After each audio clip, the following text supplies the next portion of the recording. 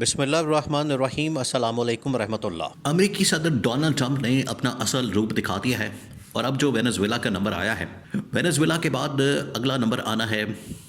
ایران کا، اور اس کے اندر ہی یہ بات بتا دی گئی ہے کہ اگلا نمبر پاکستان کا آ سکتا ہے، جس کی وجہ سے موجودہ حکومت جس میں آصف علی زرداری ہے، جس کے اندر شہباز شریف ہے، ان کا نمبر لگ گیا ہے اور انہیں اب الرٹ ہو جانا چاہیے۔ یہ ہونا ہی تھا۔ دیکھیں جو صورتحال پیدا ہوئی ہے عالمی سطح کے اوپر، عالمی معاملات کے اوپر گرپ رکھنا، اس کو کنٹرول کرنا، اس کو مینج کرنا، اس کو ہینڈل کرنا، یہ موجودہ حکومت کے بس کی بات نہیں۔ انہیں پتہ ہی نہیں، انہیں اندازہ ہی نہیں، انہیں سمجھ نہیں آ رہی کہ حالات کتنی تیزی کے ساتھ، ڈیولپمنٹس بہت تیزی کے ساتھ ہو رہی، اور یہ اب پاکستان کے اندر اسٹیبلٹی بہت ضروری ہو چکی ہے، بہت ضروری ہے۔ اگر یہ اسٹیبلٹی قائم نہیں کرتے، اگر اسٹیج کے اوپر یہ اپنے ملک کے اندر بہتری نہیں لاتے اور سیاسی طور پر ملک کو استحکام نہیں کرتے، مستحکم نہیں کرتے، تو پھر آپ یقین کریں کہ حالات آؤٹ آف کنٹرول ہو جائیں گے۔ اب ہوا کیا؟ اب آپ نے پورا اس سیناریو کو سمجھنا ہے۔ یہ سیناریو جو آگے بننے جا رہا ہے پاکستان کے کانٹیکسٹ میں، سب سے پہلے یہ کہ امریکہ کی جانب سے جو وینزویلا کے اندر آپریشن کیا گیا، اس کی باقاعدہ طور پر ویڈیو، باقاعدہ اس کی فوٹیج جاری کی گئی۔ اب ویڈیو اور فوٹیج جو ہے وہ بڑی خطرناک ہے، اور اس کے اندر جو پورا آپریشن وینزویلا کے اندر جو کیا گیا، اس کی پوری انفارمیشن، تفصیلات، اس کی پوری ڈیٹیل جو ہے وہ پبلک کی گئی ہے۔ اس کی ویڈیو فوٹیج وغیرہ سب کچھ جاری کیا گیا، ریلیز کیا گیا۔ اس کے اندر پورا آپریشن A to Z پورا بتا دیا گیا۔ آپریشن کا اصل میں یہ پہلے ہوتا ہے موک آپریشن، جو کہ ریاست کینٹکی کے اندر کیا جاتا ہے۔ وہاں پر یہ سارا موک ایکسرسائز ہوتی ہے کہ کس طرح سے جانا ہے، قلعے کے اندر داخل ہوتا ہے، کیونکہ یہ قلعہ نما ایک پریزیڈنٹ ہاؤس تھا، ایوان صدر تھا وہاں وینزویلا کے اندر۔ تو پورا ایک موک ایکسرسائز کی گئی کہ کس طرح سے آپریشن ہوگا، کون جائے گا، کیسے جائیں گے۔ وہاں پر اگر اسٹیل وال آ جاتی ہے، جو کہ ایک کمرہ ہے جس کو مکمل طور پر بند کر دیا جائے گا، اگر وہاں پر صدر چلے جاتا ہے تو پھر اس کے بعد کیا ہوگا۔ تو موک ایکسرسائز تقریباً کوئی 2-3 مہینے کی گئی۔ اس کے بعد پھر یہ تاریخ آتی ہے اور پھر یہ آپریشن کیا جاتا ہے وینزویلا میں۔ تو اس کے اندر تقریباً کوئی 150 کے قریب، ایک تو جہاز اس کے اندر حصہ لیتے ہیں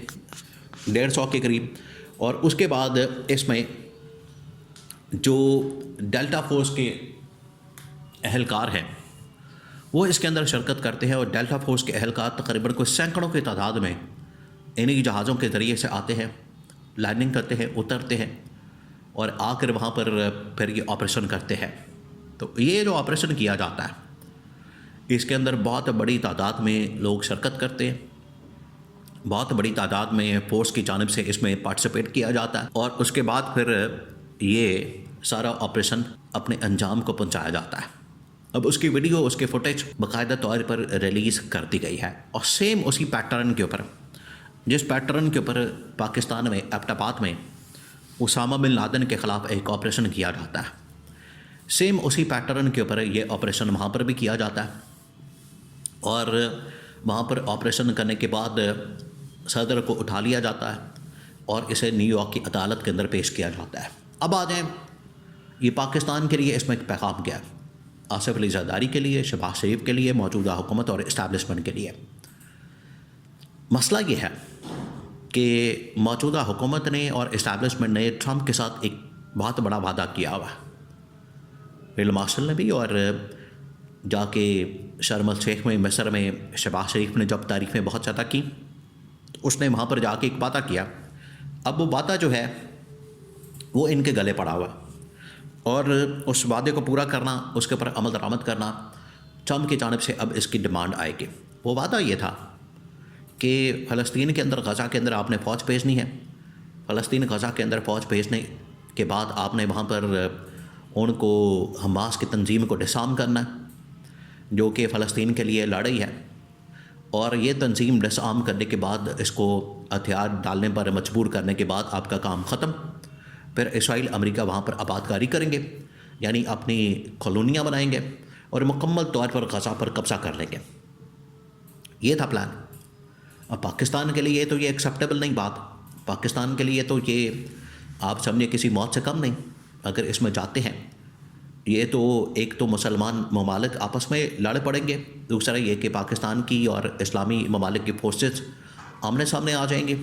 اور اس کا جو الٹیمیٹ بینیفٹ ہے، فائدہ ہے، وہ تو اسرائیل کو اور امریکہ کو پہنچ جائے گا. تو پاکستان اس میں کیسے جا سکتا ہے؟ پاکستان کے لیے یہ بہت بڑا خطرہ تھا، جس کی وجہ سے پاکستان اب انکار نہیں کر پا رہا. وعدہ تو کر کے آ گیا، انہوں نے ٹرمپ کے ساتھ یہ وعدہ تو کر دیا، اور ان کو یہ اندازہ ہو گیا، کیلکولیشن جب کی گئی،